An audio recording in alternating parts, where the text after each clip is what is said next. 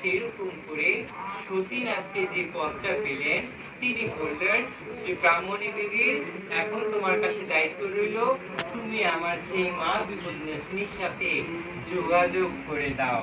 সেইটা একমাত্র তুমি সম্ভব, মাধ্যম ছাড়া কিন্তু আমাদের কোনো যোগাযোগ হয় না। একজন আমাদের গুরুত্ব প্রয়োজন হয়, আর তুমি হচ্ছে আমার সেই পরম গুরু দিদি, যার জন্য আমি মায়ের দর্শন পাবো।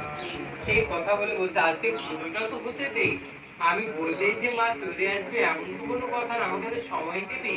আর তোর ভিতরে যদি ভক্তি আর বিশ্বাস সত্যি থেকে থাকে, ভালোবাসা থাকে, নিশ্চয়ই তুই দর্শন পাবি। তো ঠিক আছে, তুই মায়ের নাম জপ করতে থাক। এই কথা বলার পরে সে সুন্দর করে পুজো অর্চনা করলেন। করে দেওয়ার পর শেষে কি করলেন, তিনি ওই জঙ্গলের পথ থেকে মঙ্গল পূজার জন্য বেরিয়ে গেলেন। মঙ্গলবারে ওখানে গিয়ে মাকে ডাকতে থাকলেন যে মা, আমার সতীনে যে তোমাকে দর্শন করতে চায়, এখন আমি কি করবো? আমি তো ধর্ম সংকটে আছি, তুমি যদি আমাকে দেখা দিয়ে বলো তবে না আমি ওকে বলতে পারবো। এই কথা বলার পরে মা বিপদনাশিনী তিনি আবার সেই সম্মুখে আবির্ভূত হলেন, চতুর হাত নিয়ে।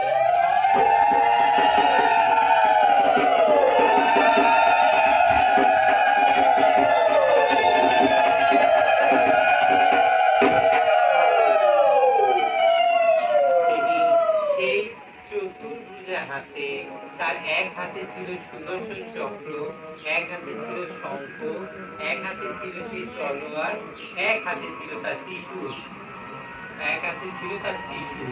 সেই চার হাত নিয়ে সেইখানে তিনি প্রকট হয়ে বলছেন, কি রে মা, তুই কেন আমাকে খুঁজতে এলি?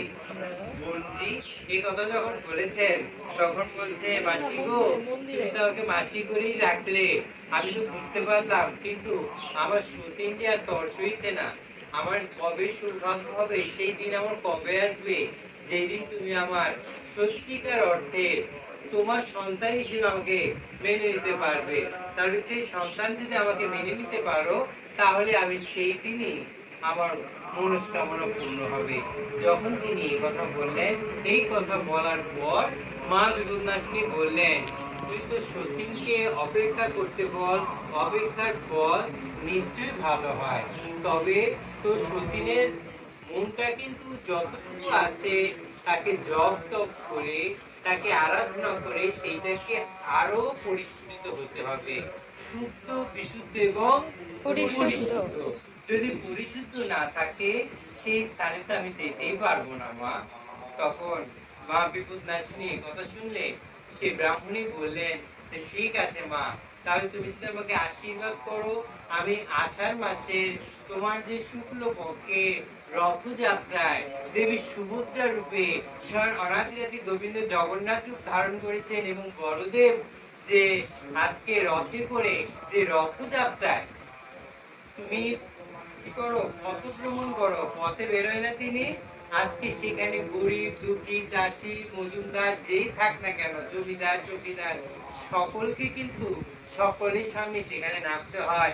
আর পুরীর রথ যদি দেখবেন যে ইন্দ্রদুম্ন রাজা, মানে যে রাজা ছিল, এখনো যারা আছেন, তারা কিন্তু ঝাড়ু দিয়ে সেটাকে পরিষ্কার